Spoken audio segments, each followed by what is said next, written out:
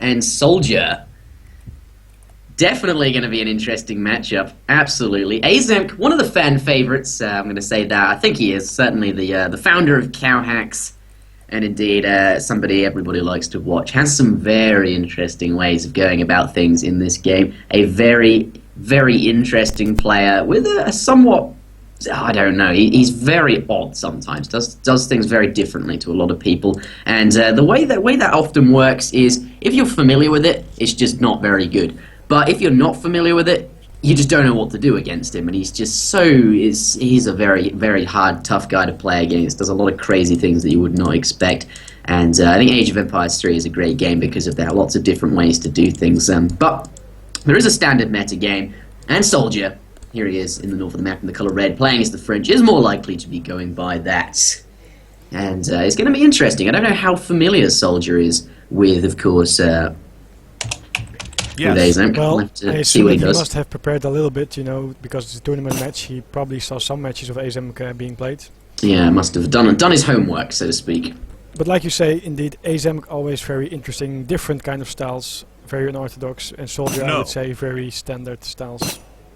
Yeah, good job the game has started there. Oh, what is going on here? Is this a lag issue or what? For me, it's running fine now. Yeah, I've got 0 frame dropped. I'm gonna run a quick speed test. Why not? But yes, did I introduce Aizamk? Of course, I said who he was. But certainly, here he is in the south of the map with the 3 wood crates. Really quite nice there. Can grab himself, of course, some manor houses, especially with the 40 wood. Not too bad at all. Though he could also go for a market, or he could do neither of those things and head straight towards the trading site and build that instead. Yes, and that's what he's going for. Aizamk right off the bat, doing some pretty interesting stuff. Though I remember earlier you said building a trading post is okay with British.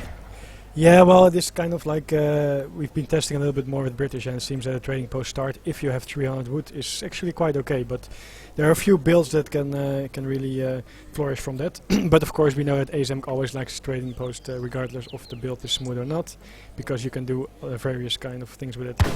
I'm tempted to say he pioneered the trading post. He's been doing trading post start with British before it was cool, before it became the meta. He's the guy who's been doing that for the longest period of time.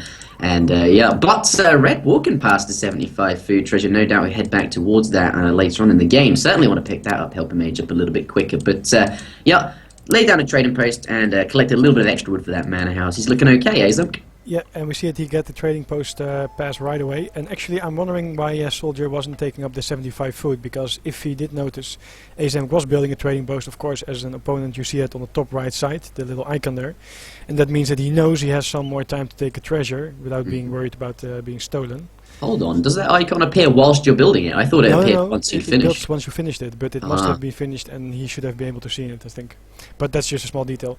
He leaves a 75 foot there, and now Aizamk scouts it as well, so it might be a little bit of a treasure war there later on. I do like, by the way Soldier is scouting. He's kind of going from town center towards the middle, so seeing the island, and then towards Aizamk's side to find any treasures first there. But now we see that he's taking a little small 35 coin treasure, while Aizamk is now going for the 75 foot. Yeah, there it is. That's definitely going to help him age up a lot faster as well. Though, having said that, 85 wood in the area, Soldier has not come off bad from this. Certainly going to be able to pick that up.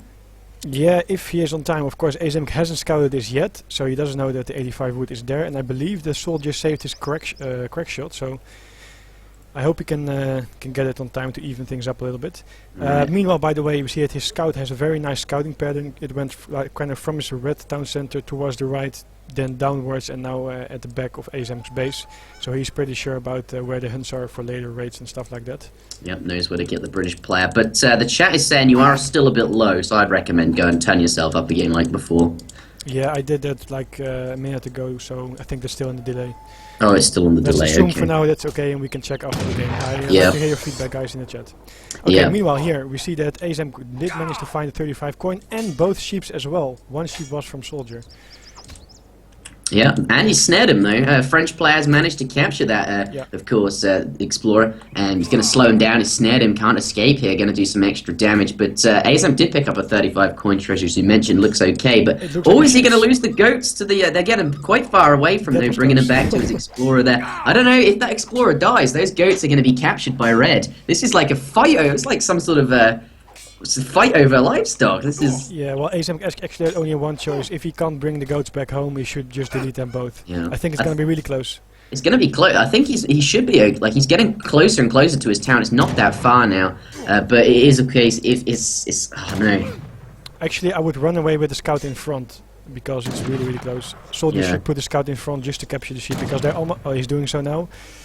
Oh! Oh no, does he get the sheep? He does, he converts them as well. Oh, Aizamk not even being able to delete them just in time either, though. Can he capture them again with his monkey? They're quite... No, is he going to head over to them? Yes, happy as he is. This is a pretty funny... It's just such a silly thing to be fighting over the goats. Whilst his explorer was being attacked... Oh, never mind, he's up to colonial, obviously here. But we'll see what his first shipment is in just a moment. But H is up with the 500 food there, and we'll see what he does with that. Certainly, obviously, doesn't... Well, choosing not to go up with the tower and 200 coins. So maybe has... something in mind with the food there, but has sent 3 villagers as his first home city shipment, followed up by Virginia Company. Of course, this trading post in Age 1 meant that he was able to get 2 Age 1 shipments. He could afford that. Certainly, they're going to slow the shipment spam down overall, because even though, yeah, it's still, he has a trading post, but still sending 2 Age 1 shipments is kind of costly. But these houses are going to be so cheap, just 88 wood each because of Virginia Company. Yeah, what is actually interesting is that if British starts with 300 wood and make a trading post, it means that Soldier also started with 2 wood crates, but he opted to go for the normal market build instead of a trading post and gathering just for 1 house. And now he also made a trading post, but just in the middle of the map, which is of course a little bit risky for any pressure from the British guy if you're aging up. Yeah, they're still saying Venny's too low. Then you have to up it a little bit more. Meanwhile, it's 100%. A Rex is going 100%. I mean, in your audio mixer from Windows. Yeah. You can, okay. Or you lower yourself a little bit. But we'll check after that later. Anyway, the Rex is going up now for... I tried to just speak a little bit louder. Aizamk's Rex is going up. And of course, he's just happily booming on, like you said, with the Virginia Company. Very cheap houses. I'm actually very curious because he has not scouted anything from Soldier. So he doesn't know if Soldier is going for a standard like stable style and into a fortress age, or that the Soldier might be going for some kind of rush. He has no information about that yet so far. Yeah, I do think you should turn yourself up.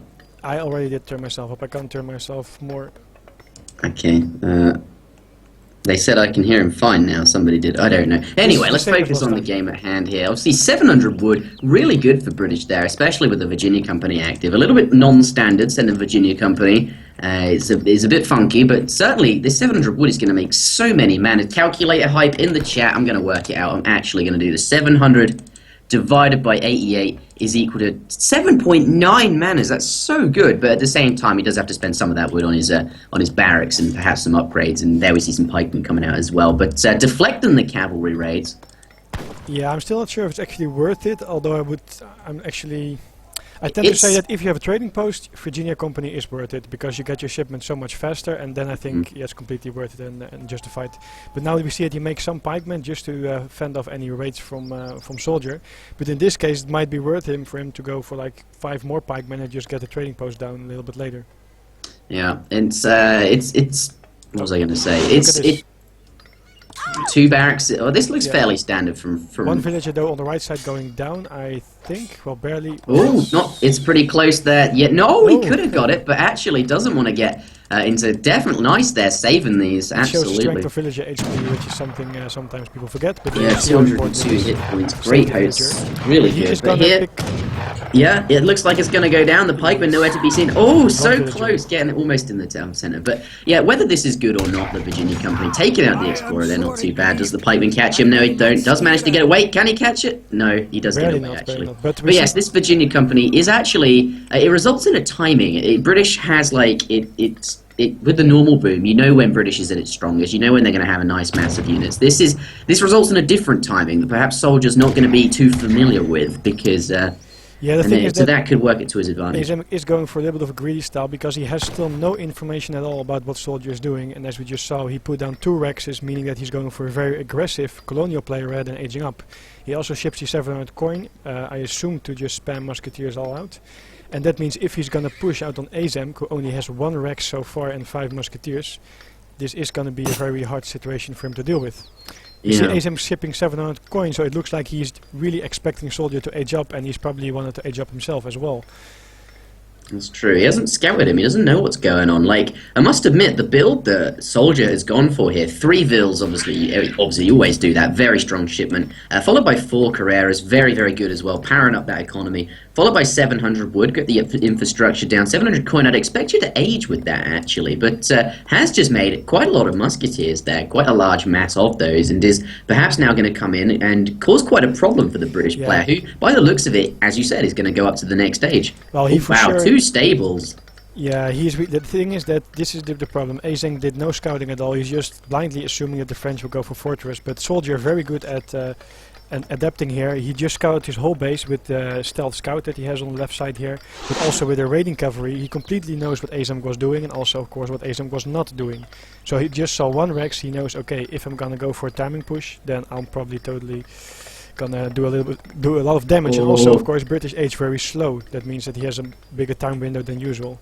Yeah, here it is though. The storm is coming. He is aging up. Obviously, British doing that. Thought that the French would want to do that, and is going to do that to match it. But actually, here comes the pressure. No fortress age from France, which would be perhaps what France would normally do here. Some colonial pressure coming in, and these going to be really, really weak because Aizamk himself is aging up. Can he hold the pressure? This is looking quite difficult. There's a lot of musks there, plus that 8 crossbowman shipment.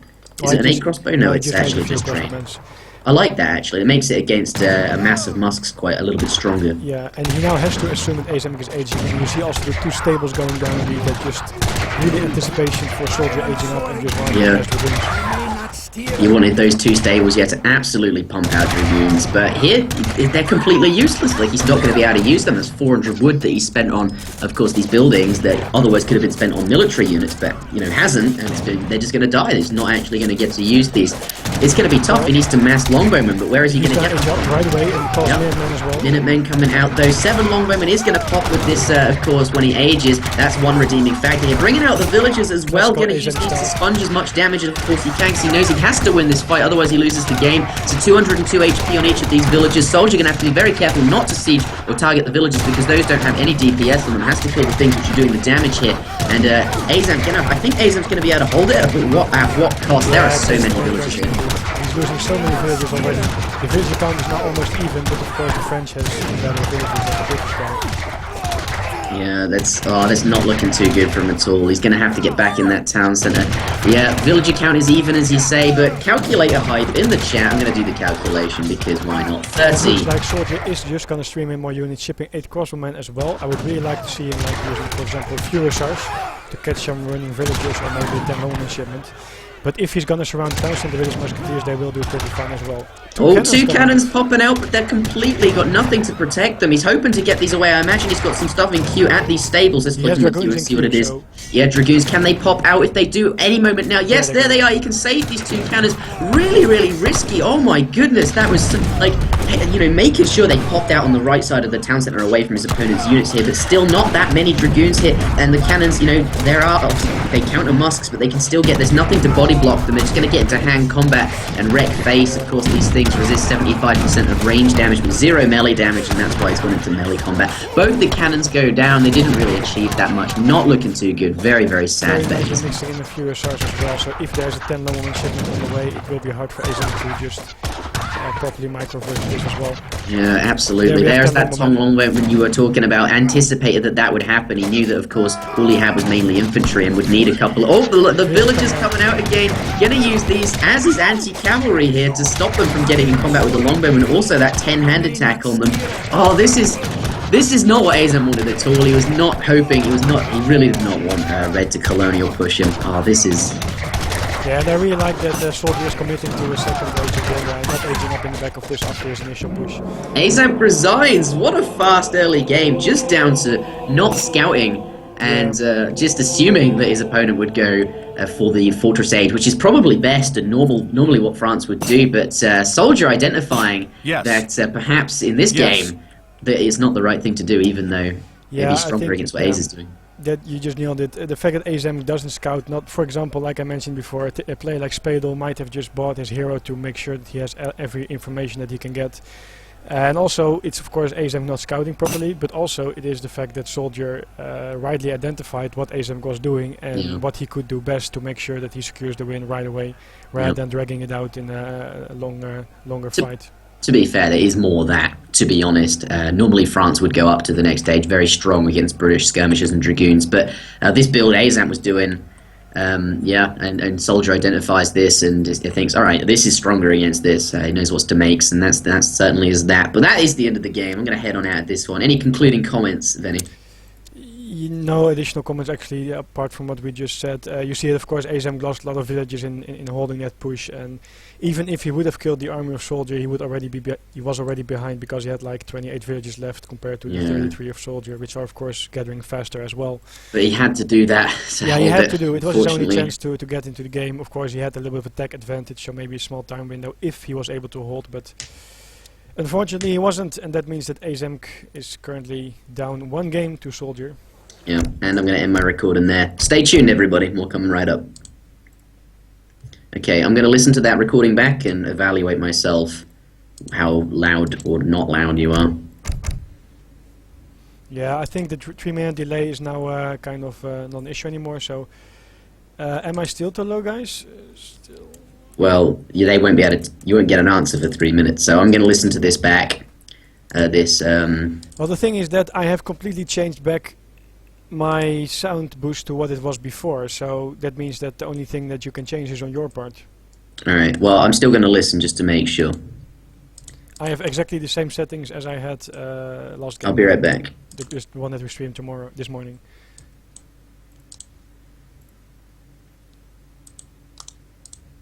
Yeah, and you can also just turn yourself down a little bit to make sure that we are more on the even level. I think that's probably a better solution.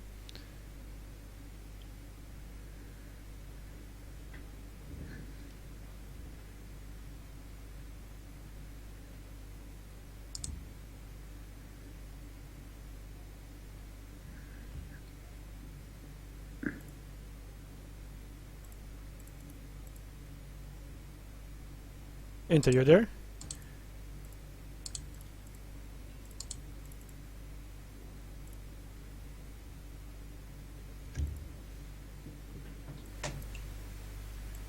Hello.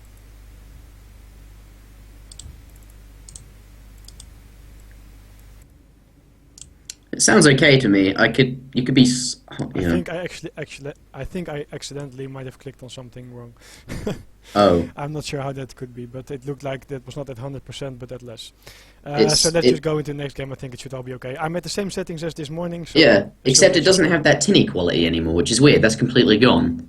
That's good, right? You mean that... Yeah. How did you say that? Tinny. Tinny, okay, yeah, that thing. Yeah. Okay. But otherwise they say that maybe you can just lower your sound like a little bit because you're very loud. Okay, I can put like by a tiny bit. But anyway, maybe lower it by a tiny bit, but let's just jump into the next game. Okay. After you've done that, so... I've just done that, so that's okay, good. Thanks. Yeah. Alright, let's get this underway. Going into game number 2. British, well, I'll save that for when I actually turn the recorder on. Aizamk always useful and helpful. Well, what is the hotkeys for units? Alt F4. I don't know, I think Control W is a much more useful hotkey.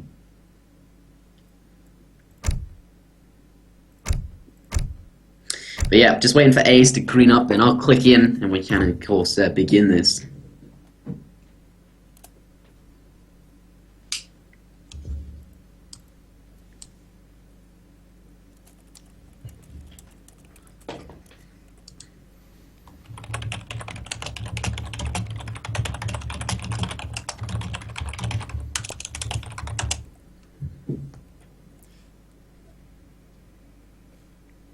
Okay, interjection, ready to go? I'm going to do a straw poll real quick. I'm really not too comfortable. Everyone's given me very mixed feedback about your voice, so we're going to do that. Well, like I said, I think I accidentally misclicked something, and that was like corrected 1 minute ago, so there's still a stream delay. Oh, okay. Well, you sounded fine in the recording. Like, I'm so confused. I don't know. I think it's actually okay. I think it's okay. Yeah. Okay. Well, let's begin. Ladies and gentlemen, welcome back.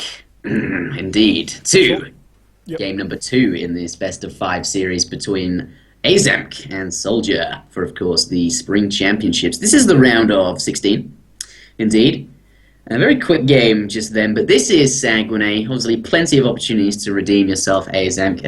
I don't know. I do quite like his Virginia Company build. Very interesting there. But this is a fresh game. Good, actually. So I don't think there's something wrong with the build per se. More No. like the game plan itself. It was how the game played out, the how people scouted, how people checked, and the assumptions that were perhaps made in that game. But this is a new one. We do indeed have a new British player, but this time Soldier playing as the British. It was Aizamk in the previous one, but Soldier in this one, starting with the 2 wood crates there, going to be not quite as good as three wood crates in the previous, but obviously you do get an extra coin crate to compensate for that. We'll see what he does, and this is going to lead towards perhaps more of a market. Certainly going to make it a lot more difficult to get a trading post here, because then that coin is really of no use to you at all. But if you build a market, you can buy some wood with that coin. Absolutely. Nearby is a nice 40 food treasure and a 30 coin treasure. That's pretty nice for hunting dogs. But on the other side of the map, this time in the west of the map, in the color of blue, playing as indeed the Russians. We have Aizamk, switched up his civs, going to be fairly interesting. We'll see what he has in store, playing as Russia.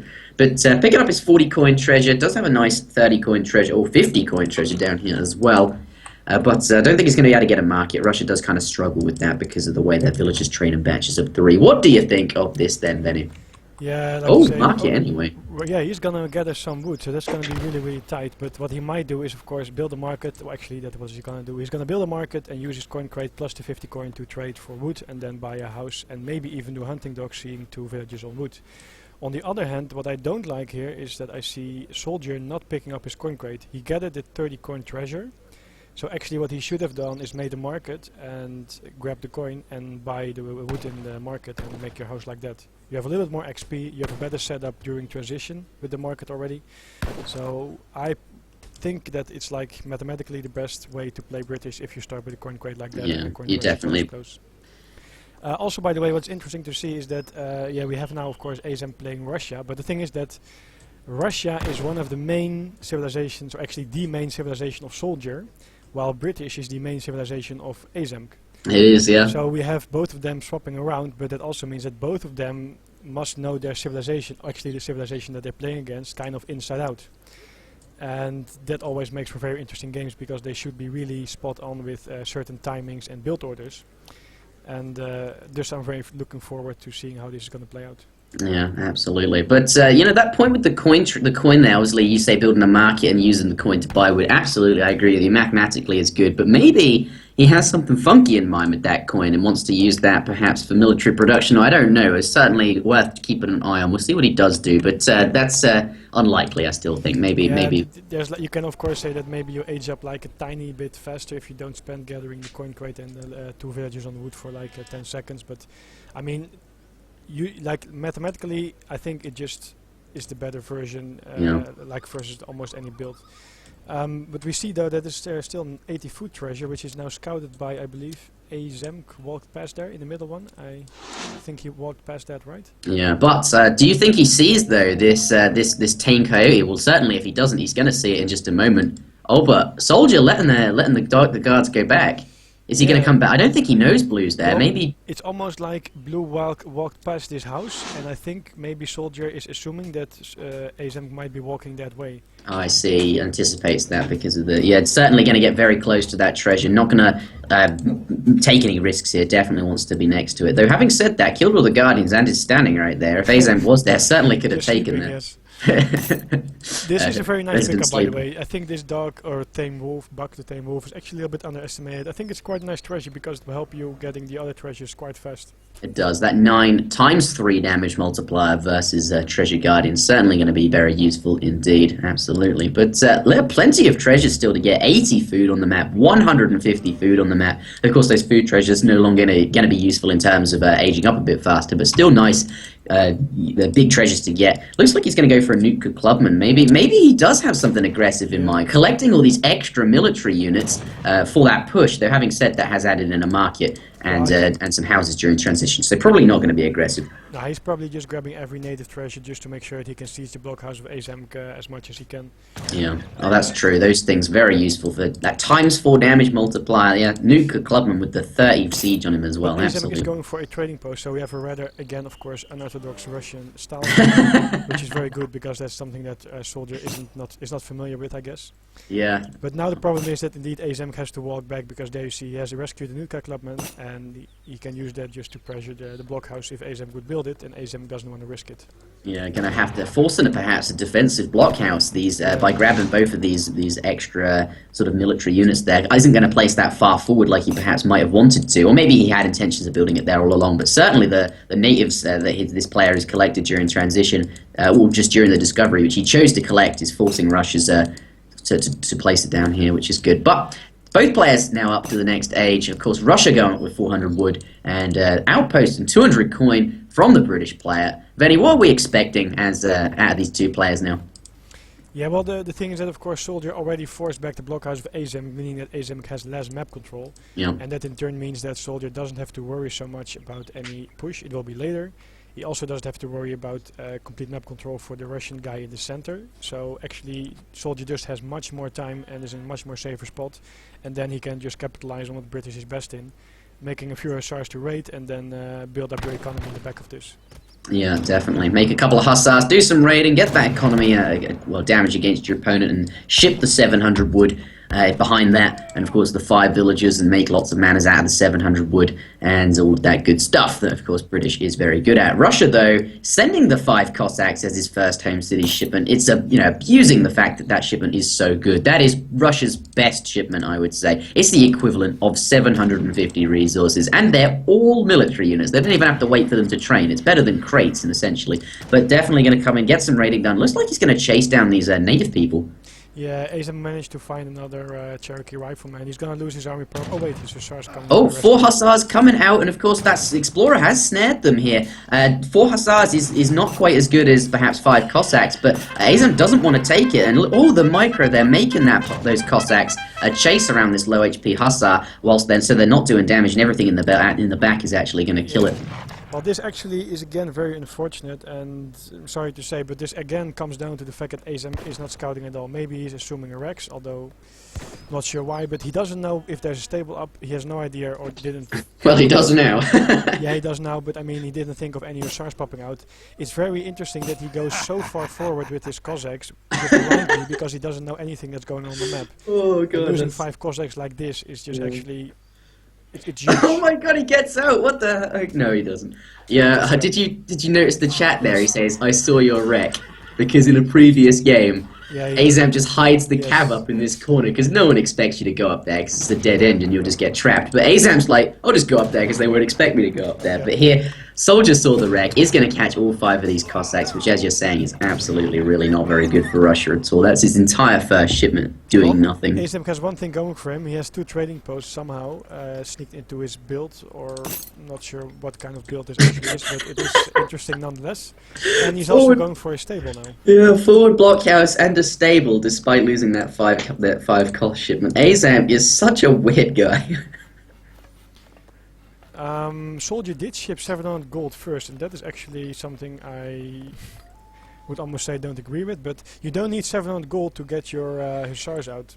No. So I'm not sure why he shipped that. Perhaps he wants more hussars than normal, like in the way that French perhaps plays, and it's sort of cutting corners a bit. Yeah, but he just made 4 hussars, and then the second batch was 3 or 4 or so as well, so this is really a little bit odd, and it doesn't seem like he won an ace. He has 1k food and no gold, so I'm not sure what his plan is actually. Yeah, we'll see what he does. It's interesting, but certainly 700 wood after that is nice pretty catch, by the way, from Aizamk on the left side by the tower. He killed a few of the hussars from... that was very good. From Soldier. He decides to leave the tower for now. He's going to pressure his opponent's base, perhaps. Yes. Yeah, I like that decision actually. This tower isn't really doing anything. It's not really doing anything at all. So going in against your opponent to make you perhaps kill some villagers or keep the pressure up is I like that. Yeah, and he knows he has the musketeer advantage for now. I think there's a few longbowmen. Oh, villager goes down. Yeah, longbowmen coming out. Yeah, absolutely. But the 3 Cossacks there are very close to them already. Though having said that, he's not actually managed to do anything here. Now the longbowmen are completely safe. They've gotten away there, but. Oh, what do you think of this? Minutemen Forcing the Minutemen out though, and now just gonna get out of there, forcing the Minutemen. Well, I think this is a good fight actually for a soldier because he's doing a lot of stuff. But I feel like A's never really wanted. Oh, those Cossacks got trapped. He didn't want that. Oh, that's not good. I feel like Aizamk just walked in there, made his opponent make the Minutemen, and was like, now I'm gonna leave. Is okay if he gets out, but he lost a few musketeers by due to Longbowmen, and I think that he clicked with his Cossacks to go to the left side, which was then completely blocked off by the wrecks in the market, so they couldn't go there and had to turn around. He should have manually corrected that to the right side. But he has a stable up, he shipped his 13 Strelets, so his next push can have 5 cavalry at a time, and I think that's something he should really add to there. Yeah. Apparently they still can't hear you. I don't, like, we tested it, I listened to it back, it sounded, I don't know, but I turned myself down again, just so it should be okay, but... yeah, it's really weird. I'm really confused. I checked again. Now it should be at the same same way it was this morning. And but it's let's see it later. We see that Aizamk is now gonna find a tower here. Siege down the tower on the left side, just to prevent any line of sight from the British player. And of course, after the few Longbowmen's soldiers now gonna mix in a few musketeers again, just to make sure that he has enough protection against the cavalry from Aizamk. Yeah. Sorry, I was catching up with something else. Okay, no problem. So, soldier is on the bottom side going for a raid. 6 hussars going in there. Somehow Aizamk is anticipating this. Very good moves there. However, he doesn't have enough Cossacks available yet to catch... Oh wait, sorry. He just had a few more Cossacks joining, so that should be an equal trade. Almost. Equal trade? What? Almost. I just see... No, I just see lots of hussars coming in to do some... Oh, not too good. Lots of villagers idle there, but actually Aizamk identifies that very, very quickly, and he's going to take them away, going to bring them. Not going to let too many of those die. They're heading towards this blockhouse, no doubt. Does he have anything to head it off? I don't think so. Oh, he does. Some Cossacks here on the way, and is going to catch those. Looks like that'll be an even fight. I think he has slightly more Cossacks, should be okay. But at the same time, blue sieging down this market, going to force red to do something about that. Though taking some damage, not too good. He doesn't want to lose these units while sieging. He shouldn't be focusing on the units, not on the market in this point. He did manage to clean up all the hussars by using some of his villages very smartly, so that was actually a very good trade for Aizamk going back. And somehow this game is actually going quite decent for the Russian player after all that happened.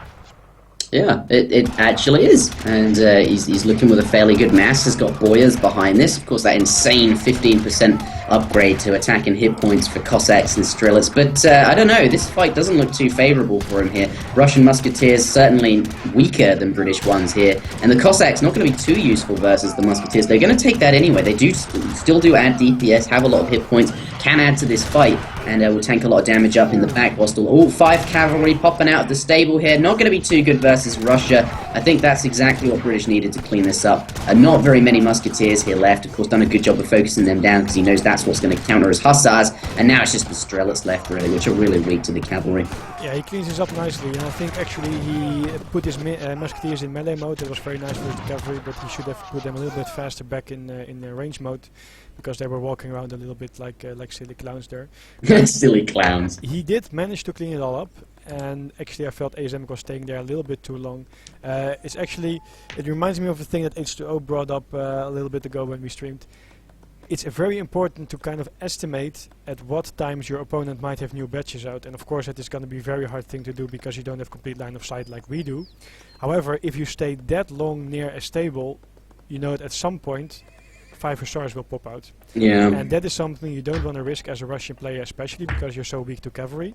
And that's why you should have just kind of anticipated that, and no better safe than sorry, move back on time and make sure that you fight in a better spot.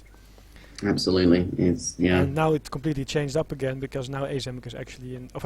Soldier is in a very good spot and even making 2 ducks. So he's going for a little bit of a sea boom. Yeah. Aizamk took control of the map in the center there. He has, and this is going to give him access to more food that I think he kind of needs. Of course, this hunt in the back of his base certainly going to run out, but maybe he just knows. I'm going to win this the longer the game goes on. So I just wall up, get my docks down. Get the pioneers, the Schooners card, and just play for the long game. He's going to trap some of the hussars, and he's able to escape with 4+2, I think, if he leaves this one behind on the left side. Nice catch by Aizamk there, and of course it also denies the raiding, because there's enough army on the way from Aizamk to clean this up. That's true. Going to catch all of those. Aizamk, that's definitely what he Nice needs at micro this there by point. Aizamk, pulling back the low Cossacks just to make sure that he tries to lure Soldier that way while doing more damage with the other Cossacks. And actually this was again a very unfavorable raid from Soldier, similar to the first one. Aizamk cleans it up very nicely and Soldier does almost no damage. He killed a few Cossacks, damaged another bunch, but he lost 5 hussars or something in the process, and that actually is not worth it. Yeah, this is... Yes? I was going to say, this is not looking too good for British here. Russia's got much larger army. I mean, yeah, Russian units are weaker, but still, you can't argue with the population. It's pretty big here, 39 military versus 27. And his villager count isn't that far behind. Look at that, 37 vills versus his opponent's 46. Yes, his opponent's 9 villagers up, but for a British player, that's not a huge amount. And, of course, he has a lot of fishing boats as well, and you know, those things have only just come out. I think Russia here, if he can, he needs to make something happen soon, but he's looking in a good spot to actually do that. What do you think? Yeah, I think indeed that he wants to push out, and seeing all those walls going up, he kind of has to know that either the British guy is trying to age or he's going for water, and that means that also it's time for him to push out and see if he can do any damage. I would really like to see Soldier... Hi Kinnessy, he says. Very nice move, very nice comment there. But I would really like to see Soldier mixing in some musketeers, because he really needs some additional protection versus the Cossacks. If he can do so, his longbowman will really deal out a lot of damage, but up till that point, he's very vulnerable to once Aizamk pushes in. But 2 caravels coming out from Aizamk here, gonna cause a lot of problems for these fishing boats. Gonna deny all of those from actually gathering. He's gonna have to put them inside the docks here. And as you said, yeah, very vulnerable here. As he's pushing in, these Cossacks gonna absolutely rinse those longbowmen there. Nothing to stop them, really nothing. And like, he's exponentially gonna get further and further ahead here, because not only does he have more units, but if they have less units, you kill them faster, and it's not looking good. That was actually very a little bit. Maybe he was busy on the water microing versus the ships of Aizamk, but he lost like 6 or 7 longbowmen because he wasn't paying attention. Of course, longbowmen should have been put back way further. Wow, this is. But what do you do when you're losing a fight? You build 4 manors in the down there. Okay. Yeah, you need places for your captors to live, right? He's building houses and infrastructure for the Russian people to live in this brand new town that they've conquered. But no, in all seriousness, GG calls it. Soldier, I think, can't take the pressure. Russia coming in, bringing the score up to 1-1. Really nice job there from Aizamk, and I think you know, having the entire map, Soldier not having access to those hunts he needed. Aizamk going to make sure he doesn't have those. Has this forward map presence, forcing Soldier into fish. And he sends schooners, and he sends the fishing upgrade, 2 shipments in a row that don't do anything. Like, they're very slow, and they take a long time to pay off. And as a result of that, I think the walling not being enough, and Aizamk managing to force his way in here and kill the army. And yes, Soldier has a lot of villagers, but if you don't have any military and they can't collect because they're forced into the town center, then that doesn't mean anything. Yeah, so quickly to summarize again, first of all, Soldier said is a bad matchup. Well, on this map, maybe Russia. Usually, I would say that British has the small advantage on this map. I'd say British has because of the, you know, the map control that Russia can have with the blockhouses. But the fact that Soldier kind of wasted like almost 10 hussars for nothing, that just steamrolls again. I mean, that's just huge. On the other hand, of course, Aizamk wasted kind of 5 Cossacks in the start, and also, by the way, oh, I completely lost my train of thoughts there. Oh yeah, the fact that Soldier ships 700 coin at first, I have no idea. The only reason why you ship 700 coin at first is if you start with a Rex and a stable and you want to produce 5-5 both at the same time. Otherwise, you just start with 700 wood to get your boom a little bit going, and then you might ship 700 coin afterwards to produce this army. So I don't understand the build of Soldier at that point. And of course, at that, later on he was pressured a lot and had no more map control left. But I have a feeling somehow that these guys chat too much. They should focus more on the game. Really. Aizamk has always been about the viewer experience ever since I first met him. What an interesting fellow. But yeah, maybe you're right there. But certainly an interesting game. Score is 1-1. Still plenty to go in this best of 5. And I think we are ready to move on out into the next one. Any concluding thoughts? Yeah, nothing more than what I just said. Alright, don't go anywhere, guys. Except that I'm stuck on loading home cities. How is it for you? I'm back in, no problem. Really? Yeah. Now, I did just do a straw poll, and 13 people say you're too quiet, 9 people say you're just right. So that's fairly even, right? And 2 people said you're too loud. Kappa. Okay, wow, that's interesting. Yeah. Yeah. So I think you're definitely audible, but there more people say you're too quiet than the people who say you're just right. So if you can turn yourself up slightly. I can't turn myself up anymore, so I think if you can lower yourself a little bit, that would be the most ideal. But I've already lowered myself like a ton of times. Then we'll have to see what... But the gain is literally at the bottom. I can't make it any quieter. Okay, well then... I don't understand. What was the issue in that? I don't mean the game, I mean your own voice. Yeah, the gain is this... Like Ob's voice or whatever, the voice in the recording. Oh, like... Your own microphone, you should lower that like a tiny little bit. Alright, I'll put it on 80%.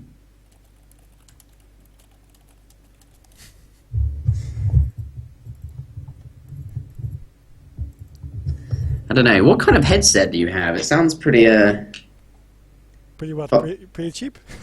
Well, I hear your voice just fine, but like it's causing so many issues, and the weird tinniness earlier was a bit... I have no idea. Usually when I stream I'm totally fine, and when I streamed before with, I don't know, H2O and others, it seemed fine as well. So yeah. Actually this morning, yeah, you heard me fine, but only the thing is that the record was a little bit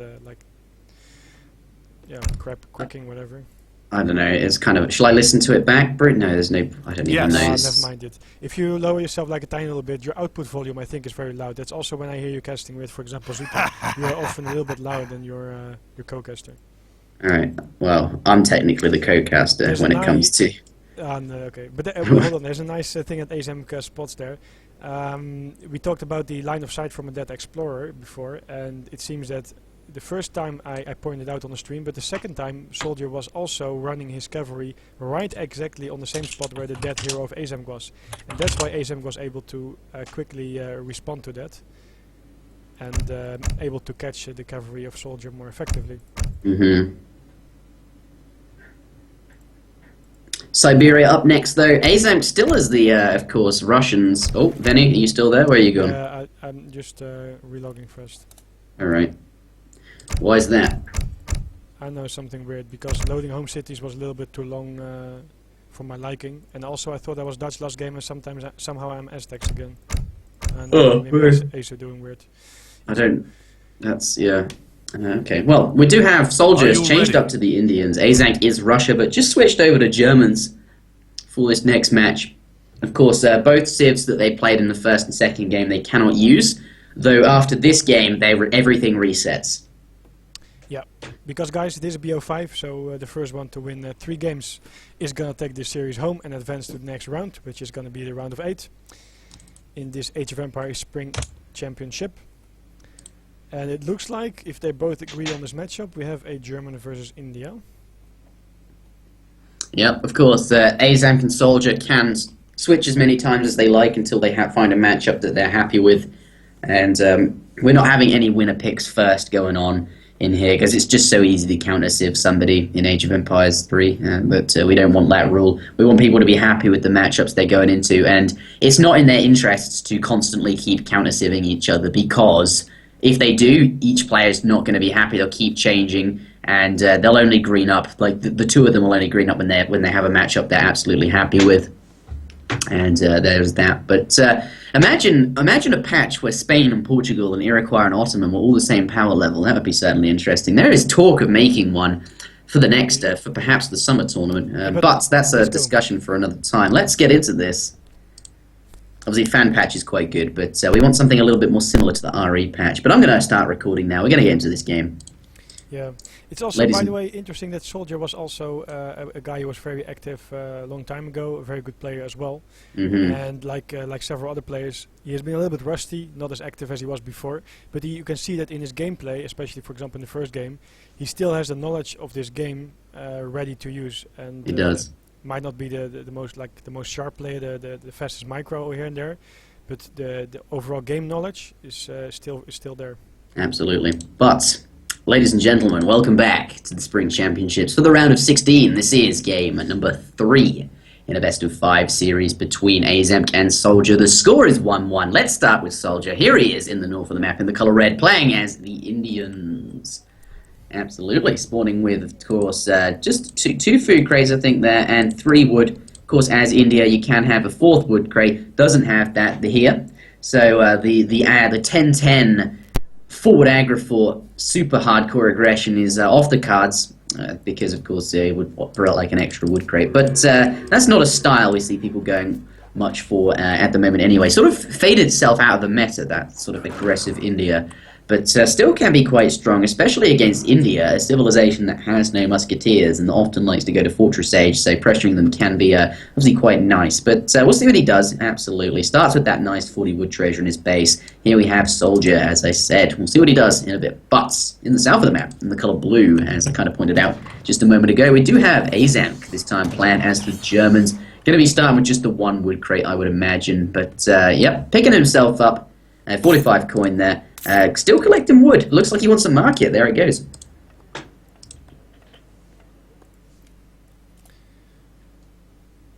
Yeah, sorry, I was just responding to a chat there. Someone else said that basically your microphone is probably louder than mine. That's why you should maybe lower it a little bit. But anyway, like you said, we have a market going up for Aizamk, gathering a little bit of wood there just to get the hunting dogs right away. Actually, does that mean that he started off with... Did he? I think he found a 45 wood treasure, which would certainly... No, that's 45 coin. That is a coin. Oh, I don't know. I don't think he started with wood. I assumed that because his opponent started with food, he'd only start with a wood crate. Yeah, I didn't exactly. even see. So he just opted to go for a little bit of more wood to get the house and the hunting. Though he does find a 50 wood treasure. That's going to be pretty useful. Yeah. But wait, I'm now confused. Did he now do the hunting dogs? He has... Yes, yeah, yes. Why is he not building a house? There it is. Yeah, he was waiting for that 50 wood treasure, most likely get that in his inventory before he can get that down. But yep, that's the people's early plays. No YOLO trading post coming out of Aizamk this game. Towards we'll see what he's up. Treasure, by the way, that the soldier's going to pick up there, showing all locations. Of yeah, the treasures there. The line of sight that gives you is really, really good. It just showed you. Very nice 90 wood treasure on the map still, a 110 wood treasure where you can immediately go to, and that is very important for the Indian guy. He already, as you said, found 50 wood in his base.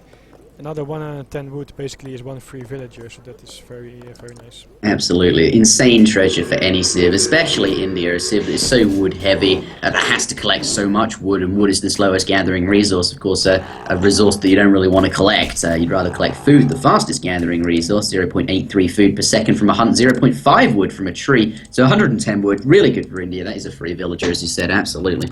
By the way, Soldier managed to find 3 of these macaques around the map, and not only is that a very good scouting force, but also, of course, if there would be an engagement, he would be sure able to take out the hero of Aizamk there.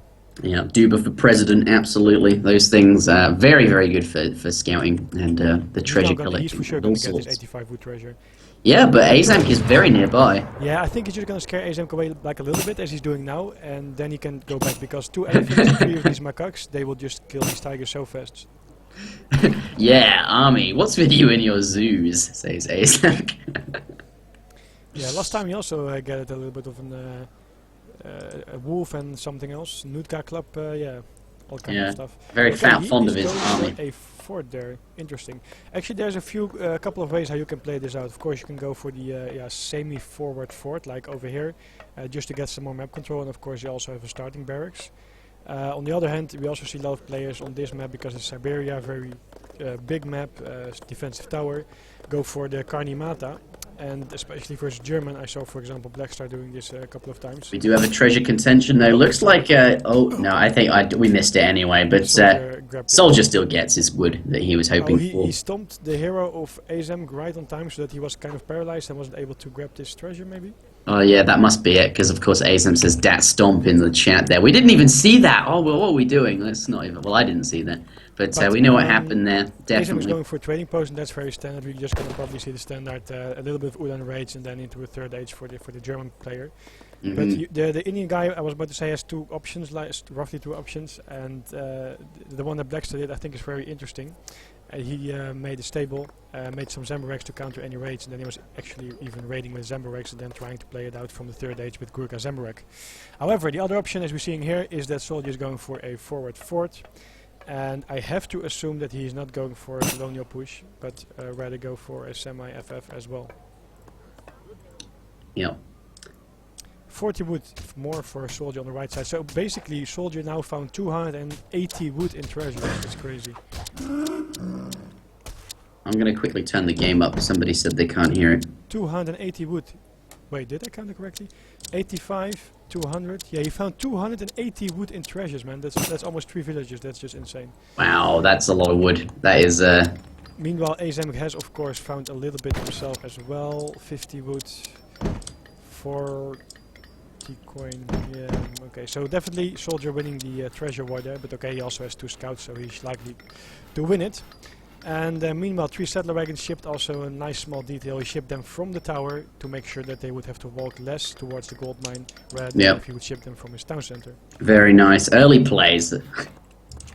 Grab himself a little bit of extra coin as a direct result of that. 2 Yolans, of course, you get those for free. Coming out. Can he catch his opponent's scout with them? I think these 2 Yolans definitely be able to kill that elephant there. Going to be really, really nice. Grab himself a bit of extra XP. 45 XP. He's also coming to place, as you see there. He's going to delay a lot. And of course, the fort is also going to shoot.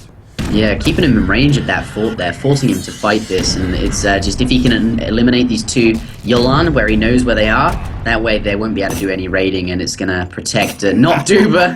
Absolutely, that's... Yeah, he did manage to save both his elephants, and now he of course can heal himself up, as you see over there, so that actually is a very nice little play, because Aizamk lost like almost both of his Ula and only 40 HP left on both of them. Yeah, but finally, by the way, we see that he can scout here with his hero for the first time in 3 games. So that's a very good change there.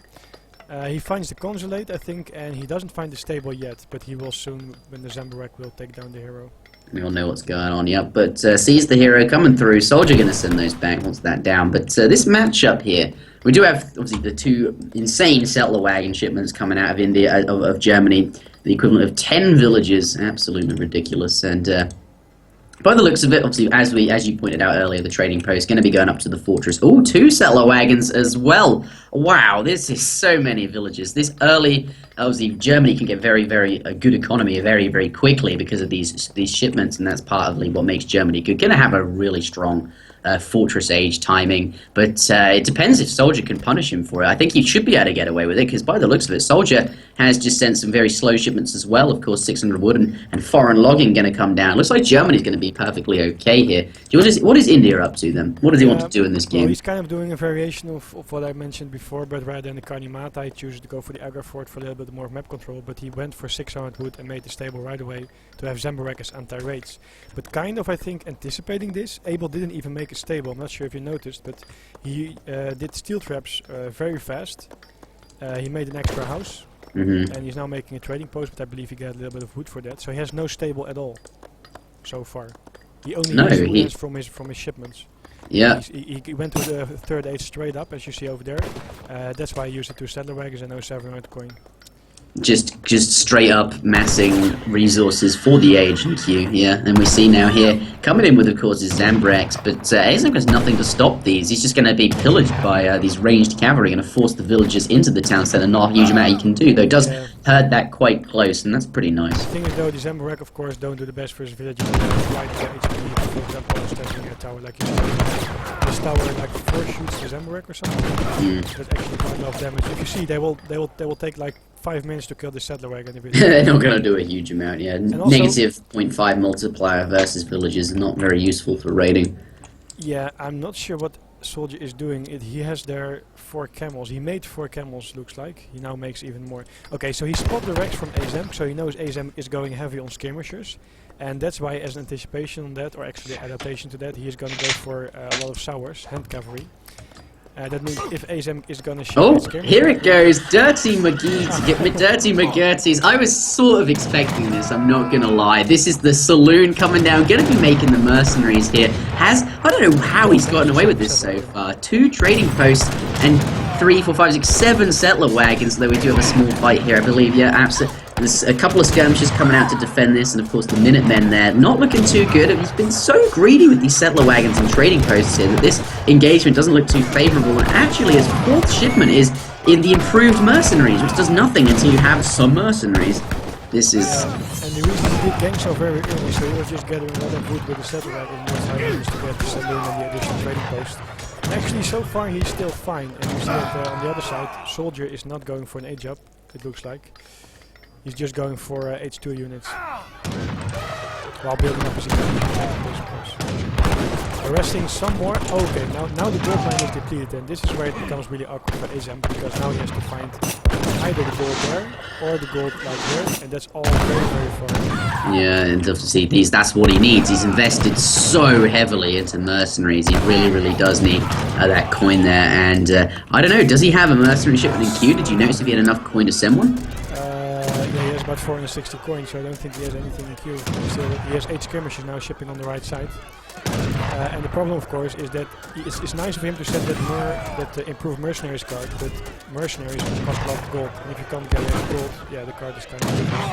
Yeah, that's true. I mean, I'm surprised he sent that, but like as his fourth shipment, I expected some military units to come out first to help him stabilize on the battlefield. Probably. He is making something from his saloon though, because his gold storage had dropped by quite a bit. Yeah, and Soldier, after shipping 4 camels, now shipping 5 settlers just to go for the complete pressure all the way. Yeah, all in. Well, no, not really, but two. Aizamk is not even poking with the skirmishes. There's only like 1 camel there, and 1 elephant, so he can. He's fine doing so. Yeah, perhaps waiting for the Stradiots to come out of the queue, which they're definitely going to be doing in just a moment. What's not going to happen? Not sure if he's focusing his town center on the camels actually. There they are, the Stradiots coming out. 67 hand attack on those things with 702 hit points. Very, very strong unit indeed. And the reason they are so strong, stronger than normal at least, is because of the improved mercenaries. They're very, very good. Gonna clear this up. People, stop messaging me on Skype. I'm gonna mute Skype. No, I can't, because that would mute you, of course. No, don't do that. Yeah. Okay, so that one Stradiot should be going back on the board because it's not really fighting cost effective, as Aizamk is doing now. And Aizamk still hasn't found a oh, there he goes. He's gonna move the saddle wagons to the gold mine, so he will be able to produce more of these Stradios, while he also ships 7 skirmishers to be able to hold versus this mainly Zembarak separate army that Soldier has at this point. Meanwhile though, Soldier did catch up in the villager count. He still has no trading posts, so it's kind of even, I would say. But he's slowly getting ahead of Aizamk, I think. Yeah, he's got slowly getting ahead in terms of villages, yeah. And he also has of course the foreign logging and distributivism. Absolutely, but we can't. We Aizamk is up to the fortress age, has that tech advantage, has these really powerful, of course, upgraded units, the veterancy upgrade on his skirmishers and on his dragoons, and has actually managed to stabilize with the improved mercenaries behind this. If he can actually make use of that and get some of these mercenary shipments out, or indeed make some mercenaries from this saloon, from Dirty McGurty's. If he is able to, for example, indeed I believe the card also affects the shipments in your deck, right? Not just your saloon ones. It affects every mercenary. Yeah. So if he gets out 13 Jaegers, that would be really good shipment. Then yeah. It would be crazy. They are already so strong, but with the card they are insanely strong. And Black Riders as well. The thing is though that India is one of the few civilizations who is kind of able to stay longer in the second age and have still a very good army. I mean, Gurkha Zembarak Camel is something that even players in the third age struggle with if India is still in the second age. Yeah, obviously having access to what would normally be skirmishers and dragoons, essentially, the fortress age units, but India gets that in age 2, definitely. Yeah, but also the stats, of course, are very... I mean, Zembarak so cheap, but still a very good unit. And, of course, ranged in the back. However, a Soldier is not mixing in any Gurkhas so far, so he's looking to go for the more aggressive, mostly melee-based army. He can, of course, throw his Sepper still in melee. And actually, did he do the Ottoman Consulate? Yes, oh, he did. Yeah, he did. So he still has 3 hussars available soon as well. He's now at 325 export, which will be, of course, a very nice addition. 3 guarded hussars.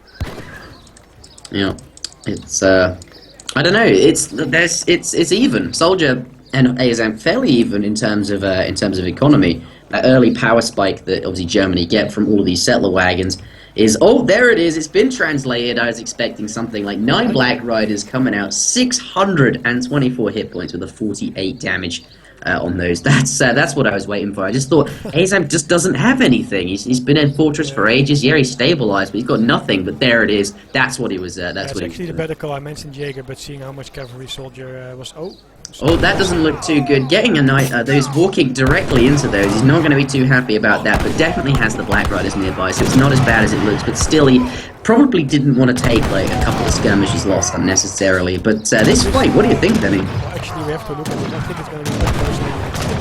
If he micros the skirmisher back, he should be microing more back. Yeah. He should be microing back and using the skirmisher range.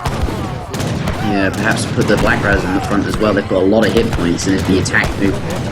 Or does he still have Minutemen? Yeah, he has called Minutemen, he used those to stabilize. But either way, this fight is still fairly close. Just Black Riders are so strong. The biggest damage he does. Yeah. And that's what I meant. If Aizamk was able to micro his skirmishers and dragoons a little bit back, there wouldn't be such an optimal arc for Soldier where almost all of his sepoys were doing very good damage. I felt that Aizamk could have gone a little bit better out of that fight as he did now. Yeah, he could have squeezed a bit more out of that, certainly if the skirmishes weren't. Soldier is now at 52 villages versus Aizamk's 46. We see that soon this gold mine is going to be depleted.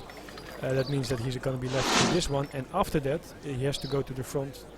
But we have 9 Ulan shipment on the right side, and there's going to go for a raid.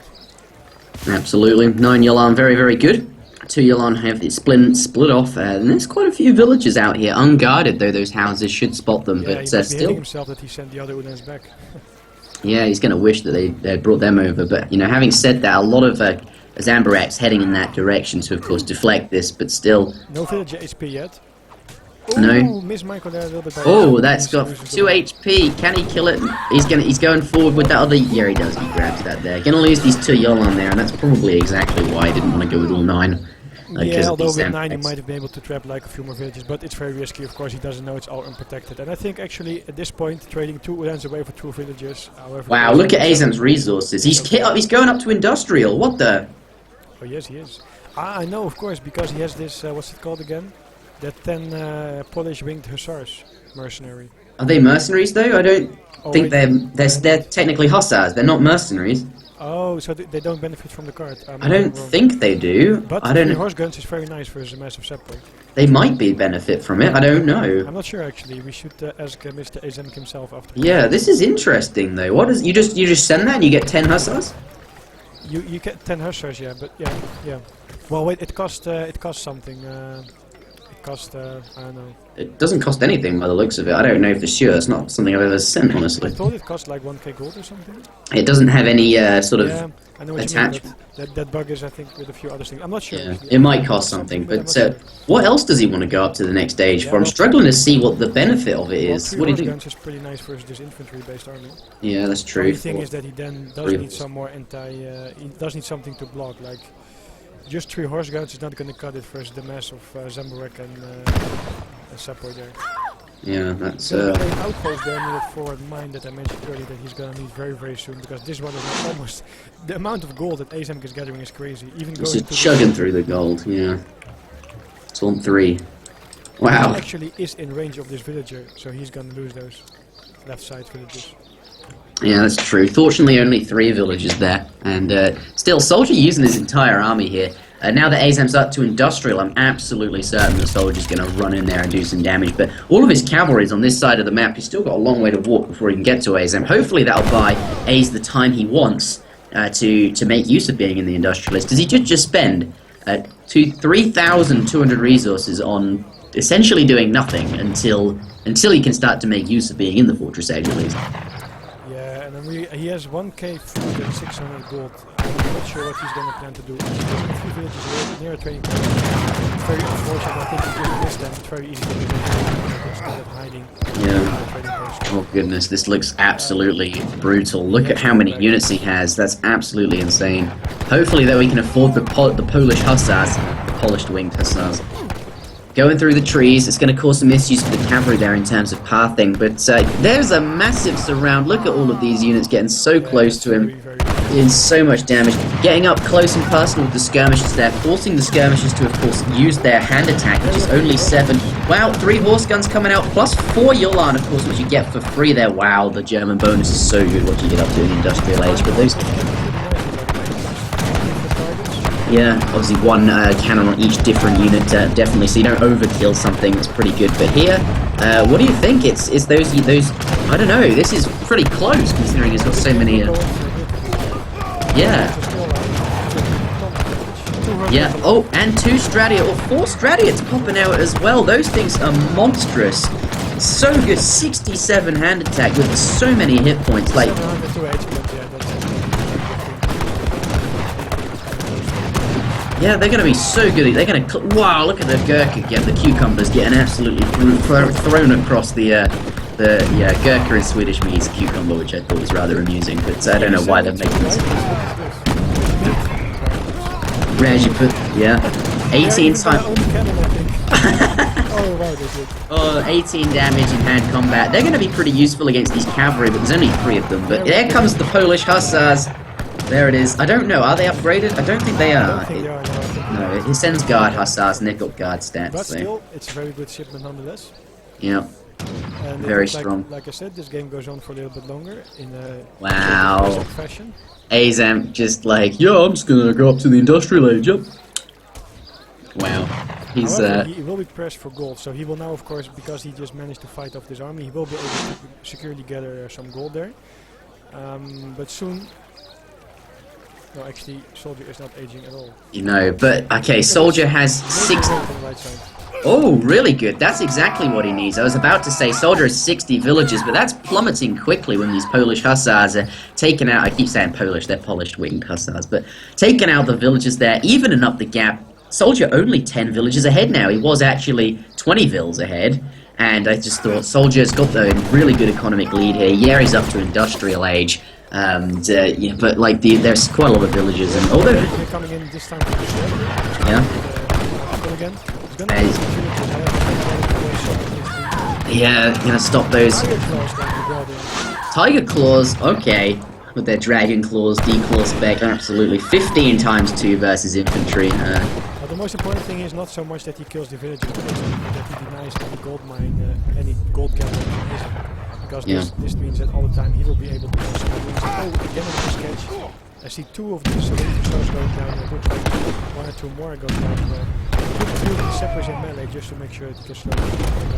Yeah, wow, this is very the game is swinging so much. Ace was like 50, 60 points up, and now it's completely even again, and the economies are completely... Sorry, it's partly inflated as well because of the cards that you sent. Yeah, of course, you do get the guard upgrade and the veteran upgrade on hussars, which of course you can't train, so that's like 10 score points inflated onto your score. That's but true. We see that Soldier again is doing very nicely. It comes back to the fact that I said he was a very good player back in the days. He first went to this gold mine, and now not just to cut off the army, but now he's kind of posting on this gold mine. He knows that at this point he just has to deny gold gathering from Aizamk, and then he should be in okay. in a completely fine spot. And you also check this gold mine is there, as you just saw, to make sure there's no hidden villages anywhere. And as soon as Aizamk is running out of gold, it probably means that it's running out of fuel. Yeah, that's true. It does have a factory down, which no doubt will be configured to gold, but that, all of this money, that is exactly what Aizamk needs. Very, very greedy to obviously to pay for his mercenaries to protect his weird colony that's basically ran by mercenaries. Very interesting. Oh no, the skirmish is popping out. Not going to be able to mass them up with the rest of his army. The Zambrak's going to catch them as they pop out. That's a lot of red military units. As I said, Yeri went up to the industrial age, but here comes Red with his big mass, and it doesn't look like, unless he can pop out 5 Stradians from Dirty McGurties, can he do it? Probably not. Where's he going to get this one from the map? Yeah, hell of a show. Though he does have 2 Stradians in queue right now. We'll see if they come out. But Aizamk not gonna take this one. That was a fairly interesting game. You say he's got too greedy with the FI XD face. I think that might be true. Yeah, the thing is, the Soldier even looked at his deck very well. It might also be the reason why Soldier decided not to age up to the 3rd age, but keep spamming from the 2nd age, because he was maybe expecting something like this. And imagine if he would have aged up to the 3rd age, yes, of course, he would have been able to get access to something like Yurumis and stuff like that. However, it also means that he would give Aizamk a lot of breathing room and thus a lot of gold together and stuff like that. And that's actually what he had to prevent, and which he did succeed in. And that's actually the main thing that made him win the game here. Yeah, making this colonial-aged colony, the discovery, sort of a colonial age, beating these people who have somehow industrialized. That's rather interesting if you put it that way. Yeah, and yeah. Yeah, I think it's well played by Soldier. I think Aizamk, like I said, maybe went a little bit too greedy. Maybe he should have just invested 1k into 13 Jaegers or so and mixing in some more. Actually, he had no stable, that's the problem. He had only a Rex. So he didn't have enough anti-cavalry if Soldier would switch to, for example, camels. Yeah, so it's a little bit of a risky thing, but yeah, that's what we also know of Aizamk. And it was for sure a hell of a show, as Soldier put it. Very, very interesting. I'm just looking at this villager count. I think A's was very far ahead in the early portion as a direct result of the insane villager shipments Germany gets, but throughout the course of the game, Red did have more villagers, and I think that translated, of course, into more units as well. But one hell of a show. Any concluding comments before I end the recording? No, what I just said was actually summarized it. One thing is that indeed also the village count is better for Soldier, but keep in mind that both wood trickles for the India player also do stack up quite a bit. Yeah. And I didn't check it, but I assume that the Soldier had many more market upgrades as well, which of course... yeah, he had Imperial, Bureaucracy and all sorts going. He had pretty much all of them. And I did check. Aizamk only had the second food upgrade. But that does conclude it. Going to end my recording there. Stay tuned, everybody. More coming up right now. Alright, let's get into this next one. Yeah, so then we will indeed be 2-1 for Soldier, that is. It is 2-1. That means we're going to go into the fourth game.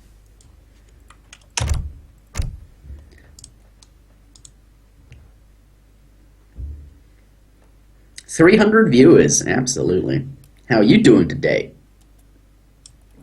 What is A's doing? Says Brand 6 New, sorry. I don't know, that was weird, the industrial stuff. Like, it was, if he'd gotten away with it, I'd be very surprised, but I feel like going up, spending, what was it, 3,200 resources on the ability to send the 10 hussars and the 3 horse cannons was okay, but like maybe just stay colonial and make mercenaries out of your saloon, which you've upgraded. Is the other option. Map, is that Pampas Sierras, or do we have to check that? Oh, check it right now. It's very easy to check. But all the civilization restrictions, I believe, have reset. The next map is Pampas Sierras. Zing! Okay, so Pampas Sierras. We haven't seen this map played a lot because a lot of these games so far, or matches I should say, have they don't often go to the 3-0. Mm. What is a Bonang shenanigan here?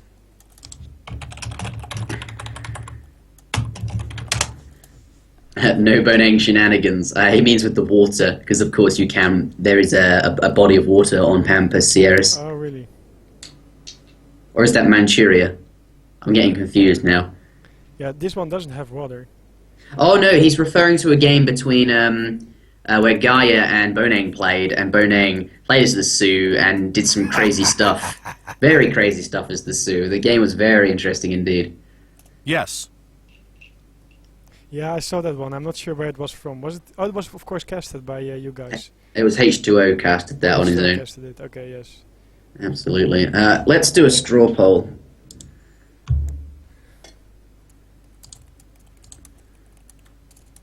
How is Veni? Veni is, oh, I'll just put too loud, too quiet, just right. And you'll have to scroll up quite a long way to view this because it was created 3 minutes ago, but hopefully most people will just see it in the chat. Okay, so... Yes. Yeah, that was indeed a very, very well played by Bonang. A lot of patience, not easy. Yeah, that was a very good series. Soldier thinks like he's going to do the same trick. Well, Aizamk... Oh, what does that? Sioux, though, versus Spanish. Versus the Spanish. Very interesting civilization. Oh, thankfully, yes. People are saying you're just right. That's good. Okay, that's nice. That's nice good. to hear. Yeah. But then, yeah, I think I heard that also in a previous stream of you, that you are often a little bit louder there compared to the second or third guys. So maybe you have your own microphone like a little bit louder compared to the other ones. But maybe. Anyway, well, I do own an expensive microphone, but that's only because... yeah, that will also, of course, boost your quality. I think my headset was just like €10 or something, so... I break a headset at least once every 6 months because I chew through the wire. You chew the... Yeah, I don't know. I need to like spray it with that stuff you spray on kids' thumbs to stop them sucking their thumbs, or to stop like animals from chewing through wires. I don't know. I'm an animal chewing through the wires, clearly. But Aizamk taking the Spanish. This is very interesting. What is he up to? Spanish no good. Yeah, I have no idea. He must have something crazy up his sleeve, but usually Spanish won't be the best civilization to pick for the Sioux here. Has he played French already? He still has access to that. Vanilla. Aizamk. For the pride of all Nilla people. Alright. You're crazy. Play France. But, well, he can pressure with, like, some Rodaleros, but I think that even with if the Sioux bow riders have the hero next to them, I think they outrun Rodaleros, right? I'm not sure about that, so... That's true, they do have rods. Perhaps he has something in mind. Let's start this recording, though. Ladies and gentlemen, welcome back to the Spring Championships for the round of 16. This is game number 4. And yeah, it is number 4. I was going to say, is it number 5? No, it's number 4. Game number 4 in this best of 5 series between, of course, Aizamk and Soldier. And Aizamk picking a very interesting civilization. Vinny, we're going to have to go over this again for the sake of the recording. But picking the Spanish. There he is in the south of the map in the color blue. Playing as is a very interesting civilization choice. Let's zoom in on, of course, this flag there.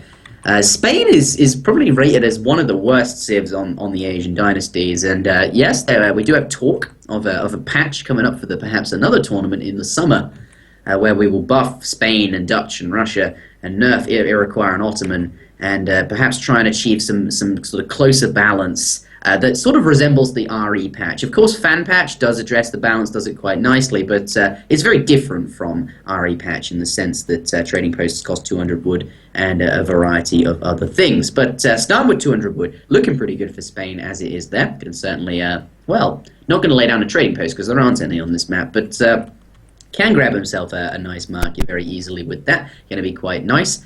Is very interesting. Spain not very good. Aizamk must have. Well, let's quickly discuss why they're not very good. And but before we do that, let's introduce our opponent. Here we have Soldier in the north of the map in the color red, playing as the Sioux. Very distinctive play style there. Vinny, do you want to talk about Spain and why they're not very good?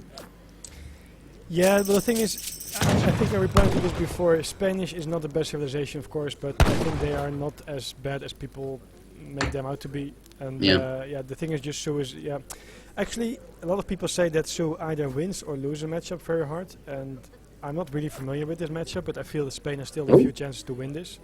Crack shot in that guy's pistol arrow. Oh, says Soldier. Go ahead. Oh, sorry, did snipe the pistol arrow? Or? Yeah, his opponent converted a pistol arrow and then he just crack shot it.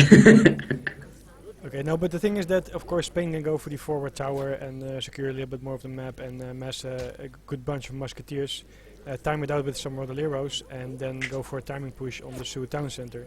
The thing is just that Spain does have to make a good mass of units before he pushes out. If he pushes out too fast, he's going to get trapped by the bow riders. And if he pushes out too late, then you might give the advantage for example, an Aizamk sneaked in by Sioux or whatever. So there's a small time window, but I feel that with a big mass of musketeers and Rodalero, and of course a decent economy that Spain can produce with the villager shipments as well, I think they actually have a decent chance in winning this matchup. Yes. Yeah, it's going to be interesting. I think Spain is completely reasonable here. Come to think of it, certainly Rodaleros is a redeeming factor there. A very fast-moving, very strong unit that is good against cavalry. Well, strong against cavalry is what I'm saying. 40% melee resist. What is that all about? And the speed they have, very good. Going to be useful against the Sioux, absolutely. But traditionally, Spain on TAD has not been that good. On vanilla, very, very strong civilization, because they have access to a lot of shipments very quickly, that's their bonus, and they have very strong shipments, as in 5 lances, 4 lances, and even the Rodelero shipments in the Colonial and, of course, Fortress Age. The Rodeleros, I mean, they are quite good, as you say, for his cavalry. However, bow riders are an exception there because they have melee resistance. So yeah, the Rodeleros are actually useful. They're good against the axe riders, I guess. You can, for example, tank a little bit and use them versus axe riders. or when the Sioux is going to age up and you push in at that point of time, because then the Sioux just invested a lot of resources in aging and you have invested in army. You can use the Rodoleros to, for example, fight the dog soldier, whatever is coming, or Wakina rifles just going melee, etc. If you're only facing bow riders, then having more musketeers is better than having Rodoleros. Yeah. But, yeah, plenty of musks. Definitely what he wants. Musk's an all-round really good unit. And lots of DPS on them. Grabbed by a soldier. He already found 90 food, now 90 coin. He found a native scout. And Aizamk, poor Aizamk, is left with only a llama and 40 XP. Oh wait, someone is going for a trading post here. That's what the style is that we have. Oh, here we go for the Mapuche settlement. What do you get in there? I don't even know. Why did you ask me? I don't know either. I'm gonna Google it. Let's go. Mapuche. We're such good casters. I think wow. Oh wait, this is the Inca, so this is the pikeman. That means that this one has to be the ranged infantry unit, probably with a bonus versus heavy infantry, because that's always how it matches up. Yeah, I can't even find it. I don't want to Google it because it just means the screen will be like in some random place and we won't really be looking at the thing. But yeah. Anyway, Spain certainly okay with the 5 villager shipment, the 4 villager shipment, lots of shipments. Though on vanilla they do get even more shipments because the bonus is even better on vanilla. But certainly that. I like how he's not finishing the Mapuche settlement. He's going to leave it there so his opponent doesn't know what's going on because he'll see, of course, that it's been built and then he'll anticipate exactly what's going to happen. I think here gonna go with. And the Incas, they get those really high siege damage, Inca Bolas or something like that. And it's very interesting that he takes the forward trading post as well, because that is even closer towards the town center of the Sioux guy. So yeah, reinforcements. I think, is this what he's going to do? He's just going to make an absolute ton of units. Yeah, he's got 6 Mapuche Ironwood Clubmen in queue right now. And he's going to get them out of the... Does he have the... What is it? That shipment? Yeah, he does. Yeah, he's got native treaties in his deck. He's going to get a shipment of military units from both of these places. He's got the Incas Humanica, or whatever they're called, in queue as well. Going to just run in there and just DPS siege down the town center before Soldier even knows what hit him. He's just going to pump pikemen, pump like massively heavy siege damage units in there. Yeah, 30 siege damage on these guys, 48 on these. And no doubt we'll see his shipment choice. Yeah, like you're being very excited there, but he won't take down the town center that fast, because of course there's still bow riders, a very strong hero, and the possible 4 X-riders to deal with. Yeah. He will indeed surprise him. I'm curious to see if Soldier realizes that Aizamk made the 2 trading posts. Of course he is able to see that by now on the top right side. And for now he knows for sure when he sees his army coming in on the left side there. Ooh, this is... Yeah, he scouted it now. He needs to make something happen with these, though. Yeah, here comes the Incas Bolas warriors coming out, though. Those things really quite good against heavy... They're like skirmishers, essentially, with the ×2 damage multiplier versus, of course, the ranged infantry. And they're certainly going to be very good against the heavy... the bow riders. That's going to have multipliers versus that. This is actually strange. There are Incas, which is pikemen. There's the other thing, Mapuche, which is a pikeman. Yeah. And so there's 2 kind of Inca settlements. Wow. Oh, and you can make 1 pikeman and 1 ranged infantry. Okay, wow, this is... No, I don't agree with this. No, he's going to siege down that stable, but realises he's taking way too much damage doing it. One of the reasons why Sioux is so strong is because the rate of fire of the bow rider is so fast. They kill units so fast. But more units have turned up from the native treaties. That was his 3rd military shipment, or his third colonial age shipment. The issue is, though, just doesn't have enough sort of units to deal with the bow riders. Like, the thing is, the Incas Bolas warriors, very low DPS, and they've only got 8. Though it is times 1.5 against, of course, the cavalry, but not that many. Most of these are just hand infantry, and of course the bow riders can kite them all day long. And you see that even the hero tank a lot of damage, pulling it back right on time just to make sure that it doesn't die, but that they can regenerate. Oh no, oh no, Aizamk, what have you done? Oh, this was complete horse crap. What the? Oh, very sad. This kind of sucks. Oh no, Aizamk trying to catch his opponent off guard with this complete horse BS order. What a build. I do like how the native looks, by the way. They have a very nice graphic around them. But this is what I was saying. He can, of course, surprise his opponent, but Soldier has 5 bow riders, 5 soon as well. 4 X-riders can be shipped. He has a hero, a town center fire. And these natives are decent and cheap, but because they are cheap, they're also not the strongest unit. So they have decent stats, but that's not like they're the best pikemen in the game. Oh god. The way to fire with this bow rider is so fast, and you also saw that, by the way, he correctly microed his bow rider so that he was pulling the low HP one a little bit to the back, so that part of the units of Aizamk ground units were chasing the low HP bow rider, so that the other ones on the sides could do more damage. So yes, congrats to Soldier. Yeah, through to the round of 8. Congrats, Soldier. Absolutely. Aizamk is eliminated from this tournament, and I think he deserves it after that ridiculous build. But no, Aizamk, one of the fan favorites, I'm going to say. But because he does such weird stuff, and clearly this particular weird build, I don't think he practiced much. He certainly didn't know this matchup. I think he just made this up as he was going along, and it clearly shows. I feel there's a little bit more potential for such a native push, and also, of course, there was a little bit of the mistake of sieging down the stable while taking so much damage from the bow riders while not dealing any damage. Perhaps he anticipated that they would have more siege damage than they perhaps did. That's also indeed a valid point. And also, you saw, by the way, between the trading post and the town center, like the second fight, there was quite a big new reinforcement from Aizamk. If he had this together with the initial army, then it would have been a different game. Not saying he would win it, but he also went for an all-out rush, by the way. You see that he has just one house and no market. So this was really like all or nothing as well. Wow. He thinks Sioux doesn't have to make houses, I don't have to make houses either. That's also a benefit, by the way, from natives. They don't cost any population. That's true. Yeah, that's... okay, so well played. That well means it's 3-1 for Soldier.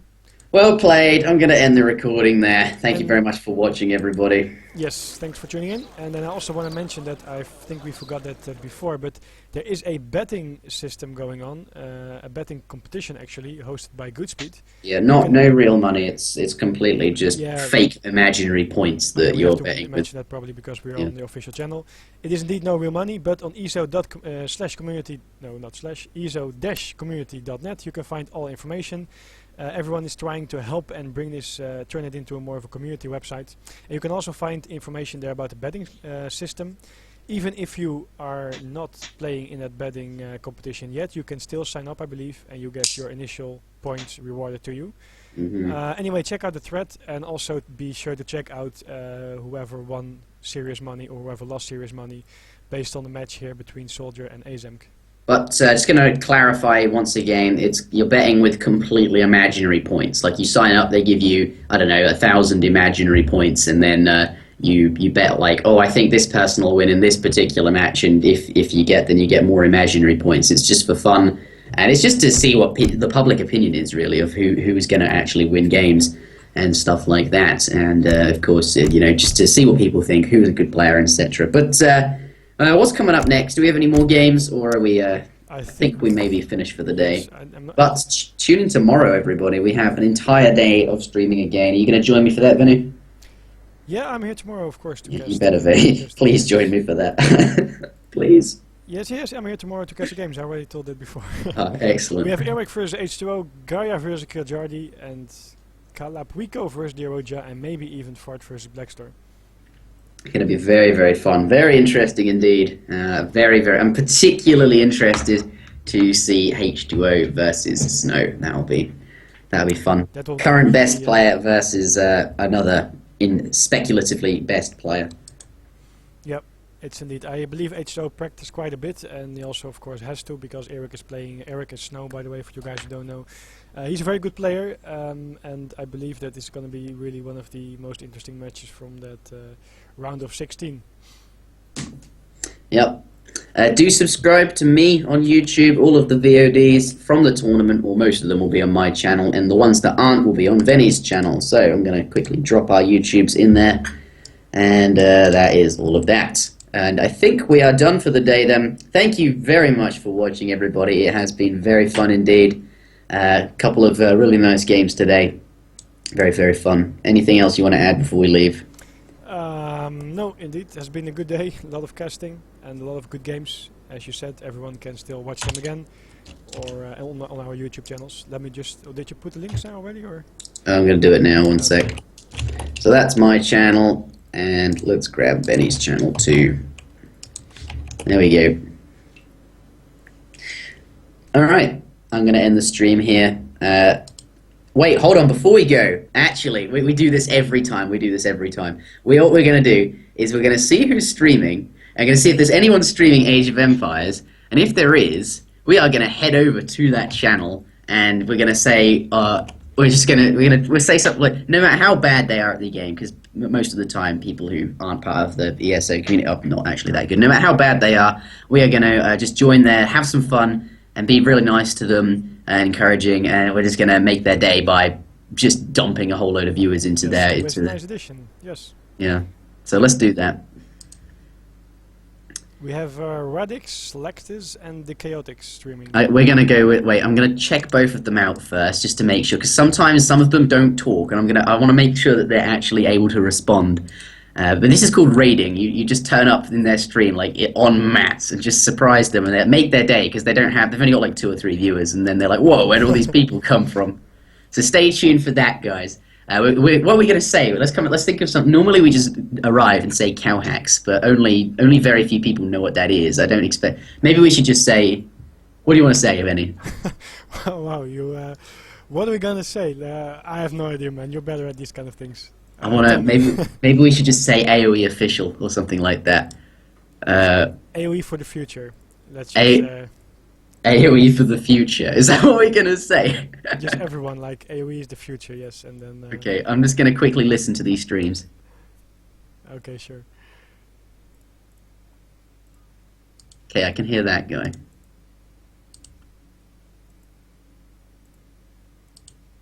I can't tell if these people are here. I can hear you. Hold on, I'm gonna have to mute you because I can hear you clicking, and I keep thinking it's them. You can hear me clicking even. Okay, well.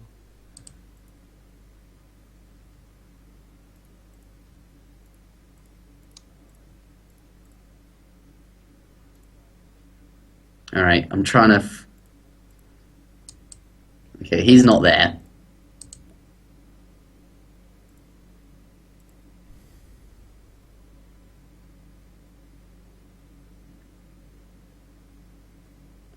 Okay, that guy's there, I think. So we're going to go with this one, even though the stream is a bit funky. Okay, are you there, Vinny? Yes, I'm here. So which one did you choose? I think we're going to go with the Chaotix, even though his stream is abysmally bad, in the sense that, like, the resolution is a bit weird. But the other guy I don't think has a mic, so I'd rather not go